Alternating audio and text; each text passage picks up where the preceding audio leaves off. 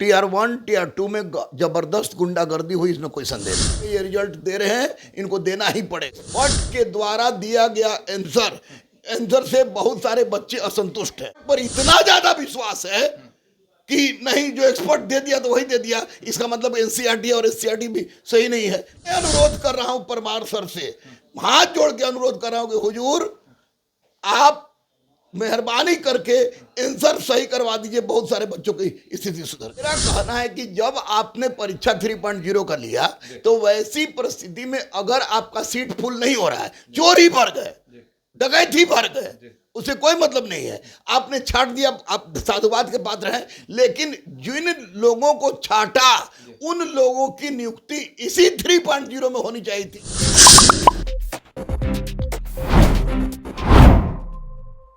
नमस्कार, आप सच टॉक देख रहे हो और मैं आपके साथ विष्णु पांडे। तो अभी हमारे साथ हैं रहमान सर और बीपीएससी 3.0 का कटअप का जिक्र रहमान सर ने किया था और इसका डेट का भी एक जिक्र किया था कि लास्ट मंथ आ जाएगा, बट थोड़ा लेट हो रहा है क्योंकि आपको पता है कि 15 तारीख को जो जीटी पोस्टर के बारे में भेजा गया था वो काफी लेट कर दिया गया क्योंकि ये फेस्टिवल आ गया। आपको पता है कि ये दिवाली आ गया और छठ पूजा, इस फेस्टिवल की वजह से थोड़ा सा लेट हो रहा है। तो सबसे पहले आपका स्वागत है सर। बहुत बहुत धन्यवाद, बहुत बहुत धन्यवाद। रिजल्ट आने वाला था और आपने भी एक डेट बताया था कि इस मंथ के एंड में आ जाएगा, बट आया नहीं और काफी बच्चे डर रहे हैं क्योंकि एग्जाम्स के बाद सबसे पहले अगर किसी चीज का वेट करता है बच्चा तो रिजल्ट का ही करता है। इसको कैसे देख रहे हैं सर? देखिए, एक बात तो स्पष्ट है कि टीआर 1 टीआर 2 में जबरदस्त गुंडागर्दी हुई, इसमें कोई संदेह नहीं। इस बात की जानकारी परमार सर को भी है, इस बात की जानकारी सरकार को भी है, यानी सबको इस बात की जानकारी है। और यही कारण है कि फूक फूक के कदम रख रहा है लोग। चूंकि हम लोग की मीटिंग भी थी परमार साहब से, तो उसमें भी इस तरह की बात उठी थी। तो निश्चित रूप से रिजल्ट आएगा और रिजल्ट अब आपको नवंबर लास्ट होते होते या नवंबर लास्ट होते होते किसी भी परिस्थिति में ये रिजल्ट दे रहे हैं, इनको देना ही पड़ेगा। लेकिन मैं स्पष्ट रूप से बता दूं कि अगर किसी भी तरह की, जैसे मैंने परमार सर से कहा था कि सर आप डीबी पहले कराइए, तो परमार सर ने कहा कि मैं डीबी कराऊंगा। अब परमार सर बाद में पलट के डीबी पहले हो नहीं रहा है, तो स्वाभाविक है कि अगर डीबी रिजल्ट के बाद होता है और रिजल्ट के बाद होता है उसमें अगर फिर चोर पकड़ाते हैं तो निश्चित रूप से यह आयोग की गलती होगी। और वैसी परिस्थिति में हम लोग किसी भी परिस्थिति में इसका विरोध करेंगे, विरोध अहिंसात्मक होगा। सर, जो कटअप जिक्र हमने किया था कि इतना कटअप आएगा सब्जेक्ट बाई सब्जेक्ट, लेकिन अभी ऑफिशियली भी उस साइट पे आंसर की अपलोड कर दिया गया है। इस चीज को कैसे देख रहे हैं? क्योंकि हमने जो कटअप जिक्र किया था, जो आपने बताया था, उससे थोड़ा बहुत नीचे हो गए हैं सर। देखिए, कटअप की बात नहीं है, सबसे बड़ी बात है कि मैं आयोग से ये पूछना चाहता हूं कि जैसे दो क्वेश्चन मैं बता दे रहा हूं, जैसे आपको सुन लीजिए। एक तो गोंडवाना लैंड का क्वेश्चन उन्होंने हटा दिया, जो कि हटाना था ही नहीं, गोंडवाना लैंड आंसर था। दूसरा क्वेश्चन था कि आपको गुलाम वंश का अंतिम शासक कौन है, उसमें होगा कयूमर्स, इन्होंने डाल दिया है कैकुबाद। तीसरा क्वेश्चन था कि भारत के बाहर यानी कि सरकार, स्वतंत्र भारत में सरकार किसने गठित किया। ये बार बार रास बिहारी बोस कह रहे हैं, जबकि महेंद्र प्रताप उसके प्रेसिडेंट थे, अफगानिस्तान में गए थे, और बरकतुल्ला उसके प्रधानमंत्री थे।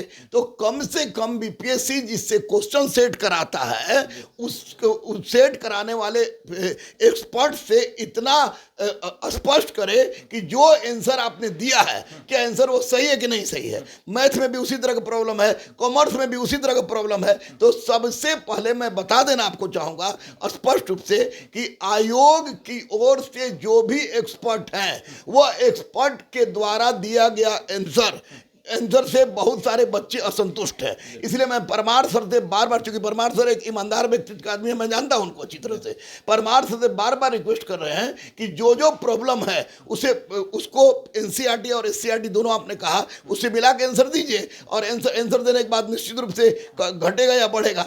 तो अब चूंकि घट इसलिए गया है कि 5-6 क्वेश्चन हर चीज में विवादित हो गया है, इसलिए घटा है। लेकिन जो मैंने बताया है उसी के आसपास कटअप रहेगा, ये तय है। सर, एक बात बताते हैं, जो 2.0 में जो क्वेश्चंस जो चेंज हुए थे आंसर के आने के बाद, तो इसमें भी देखा जाएगा क्या सर 3.0 वाले में? हम बिल्कुल 3.0 में गलती हुई है भाई।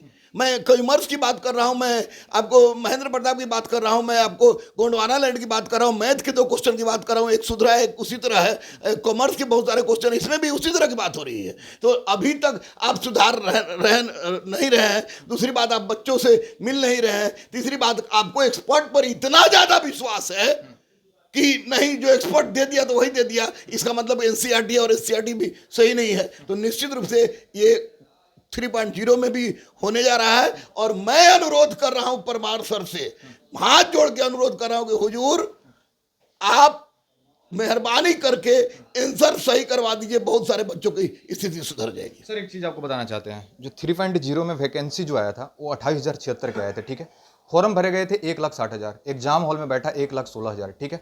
अब क्या हो गया है कि जो आपने कटअप जिक्र किया उस हिसाब से बच्चे मिलाने लगे हैं कि हमारा तो इतना कटअप आ गया है, इतना क्वालिफाई हो जाएगा। उस केस में भी एक ऐसा मामला आया है कि 20,000 बच्चे का 50 से कम नंबर आ गया है, और वो कम्बिनेशन हम कर रहे हैं कि 4.0 का जो एग्जाम होने वाला है उस बच्चे को सर काफ़ी डरे हुए हैं कि हमारा तो रिजल्ट नहीं हुआ, 50 नंबर ला के भी हमारा रिजल्ट नहीं हुआ क्योंकि कटअप आगे निकल गया। और उस मामले में 4.0 से कनेक्ट कर रहे हैं, तो 2 मंथ का ही टाइमिंग है क्योंकि फरवरी में इसका भी एग्जाम होगा, ऐसा बोला गया है सरकार की तरफ से। तो इस बच्चे को क्या कहना चाहेंगे सर, ऐसे बच्चे को? देखिए, एक बात तो मैं स्पष्ट रूप से इस बात का ये हूं कि 3.0 हो या 1.0 था, 2.0 था, 3.0 हुआ है।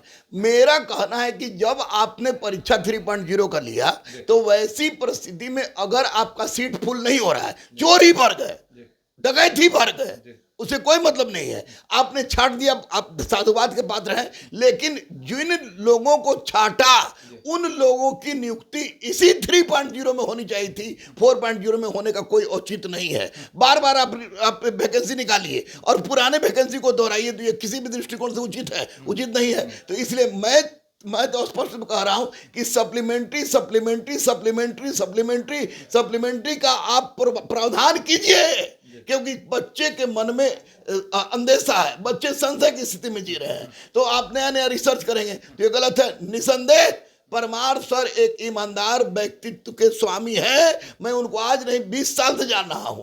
लेकिन इतना जरूर है कि बीपीएससी के अंदर जो भी हो रहा है वह बहुत अच्छा, आपको टीचर के मामले में बहुत अच्छा नहीं हुआ है। वही अगर डीबी पहले करा लिया जाता, जैसा कि परमार सर ने कहा था, तो निश्चित रूप से चोर पहले पकड़ा जाते, छट जाता तो कटअप और नीचे गिर जाता। वो नहीं हुआ तो स्वाभाविक उसी का परिणाम है कि कटअप में इधर उधर हो रहा है। सर सप्लीमेंट की बात कर रहे हैं, बट सीट्स तो कमी है ना, 28,000 है, बच्चे ज्यादा हैं, सप्लीमेंट कैसे जारी करेगा? तो रिजल्ट दीजिए, जो क्वालिफाई कर रहा है, क्वालिफाइंग ला रहा है, उसको रिजल्ट दीजिए। जो क्वालिफाइंग कर रहा है, जो क्वालिफाई आपने ऐसा किया है, आपने ऐसा किया है कि अगर जो क्वालिफाई पास कर रहा है उसको आप उसका रिजल्ट दीजिए। तो 4.0 की तैयारी कैसे बच्चे को करना पड़ेगा? क्योंकि सर एक मिनट बता रहे हैं कि जैसे 3.0 की तैयारी उनका चल रहा था, 50 नंबर लेके आ गए, 20 नंबर और 30 नंबर के बीच में उनको लाना है, इसका तैयारी सर एक बार बता दीजिए। देखिए, एक बात मैं स्पष्ट रूप से बता दूं, मैं बार बार बोलता हूं, चिटपुटिया बम, एटम बम, परमाणु बम से काम नहीं चलेगा। बच्चों से मैंने अध्यक्ष महोदय से स्पष्ट रूप से कहा था कि सर कौन सा किताब को आप मानक मानते हैं, तो परमार सर ने एनसीईआरटी बोला और सचिव महोदय जो थे उन्होंने कहा कि एससीईआरटी भी। तो मैं बच्चों से यही कहूंगा कि 6ठा क्लास से लेके 12th क्लास तक का आपको एनसीईआरटी और 9th-10th का एससीईआरटी रगड़ के पढ़ें और करंट अफेयर्स के लिए प्रतियोगिता दर पर पढ़ें और डेली प्रैक्टिस करें 2 से 3 सेट का, ये सोच के चलें कि इनको इतना नंबर लाना है, तभी इनकी समस्या का निराकरण होगा। अदरवाइज अगर ये यूट्यूब के चक्कर में रहेंगे या किसी अन्य के चक्कर में रहेंगे तो कुछ नहीं होने जा रहा है। जब तक एनसीईआरटी और एससीईआरटी का गहन अध्ययन नहीं होगा तब तक इनकी समस्या का निराकरण नहीं होगा। सर यूट्यूब की जो बात कर रहे हैं, काफ़ी सारे बच्चे हैं फैमिली से थोड़ा वीक हो जाते हैं, कोचिंग नहीं पकड़ पाते और सोचते हैं कि हम यूट्यूब से पढ़ के कुछ अच्छा कर जाए, और काफ़ी सारे टीचर्स भी हैं जो यूट्यूब पे कहते हैं कि हम कोर्स करा देंगे, 1 मंथ में आपको रटवा देंगे, ऐसा भी कुछ होता है क्या सर? नहीं, बिल्कुल बिल्कुल नहीं। देखिए, मैं पढ़ा रहा हूं, जब से मैं पार्ट 1 से ही पढ़ा रहा हूं। यूट्यूब से पढ़ के बच्चा थोड़ा बहुत जान जरूर जाएगा, लेकिन यूट्यूब के पढ़ाने वाले टीचर पीपीटी से पढ़ाते हैं तो उनकी क्या औकात है। और दूसरी बात कि यूट्यूब से अगर कोई पास करना होता तो आज सारा का सारा ऑफलाइन बंद। अमेरिका में ऑनलाइन को पढ़ाई के लिए बंद कर दिया है, क्या अमेरिका वाला पागल है? और यहीं पर हर आदमी, कोरोना के बाद एक सबसे बड़ी विशेषता हुई है कि जो जितने भी स्टूडेंट थे वे टीचर बन गए हैं। तो यूट्यूब से बच्चे और कम से कम जब तक टेक्स्ट बुक और एनसीईआरटी का अध्ययन नहीं करेंगे तब तक रिजल्ट नहीं होगा। मैं फिर से कह रहा हूं, बार बार कह रहा हूं और यही कहता रहूंगा। सर यूट्यूब छोड़ने की बात आप कर रहे हैं, यूट्यूब ही एक ऐसा प्लेटफॉर्म है जो रहमान सर को घर घर पहुंचा दिया, क्योंकि रहमान सर को एक मोमेंट में लोगों को जानते थे, पटना में जानते थे और छोटा छोटा जो जगह आसपास में हो गया वहां पे जानते थे, लेकिन एक यूट्यूब ही प्लेटफॉर्म है जो रहमान सर को घर घर तक पहुंचा दिया। नहीं, मैं यूट्यूब का भी एम नहीं कर रहा हूँ। जैसे यूट्यूब देखिए, यूट्यूब में क्या देखिए, यूट्यूब में करंट अफेयर देखिए, यूट्यूब में कोई महत्वपूर्ण चीज वो देखिए। अब यूट्यूब के माध्यम से पढ़ के अब पास कर जाइएगा, मुझे ऐसा संभव नहीं लग रहा है। रहमान आज घर घर में पहुंच गया है तो उसका कारण है कि रहमान यूट्यूब के माध्यम से वो क्लास नहीं लेता है, वो बताता है कुछ महत्वपूर्ण चीज है उसको बताए। आप भी सोचिए, आप 4 घंटा लगातार मोबाइल देख लीजिएगा, देखिए कभी किताब तो 4 घंटा आदमी लगातार देखता नहीं है, तो 4 घंटा मोबाइल देखेगा इससे। यूट्यूब निश्चित रूप से करंट अफेयर्स के लिए और बाहरी देश दुनिया की जानकारी के लिए अच्छा है। इसमें अगर 70% अच्छा चीज है तो आपको 30% इतना गंदा चीज है कि जो आपको जो आ भी रहा है वो भी खत्म हो जाएगा।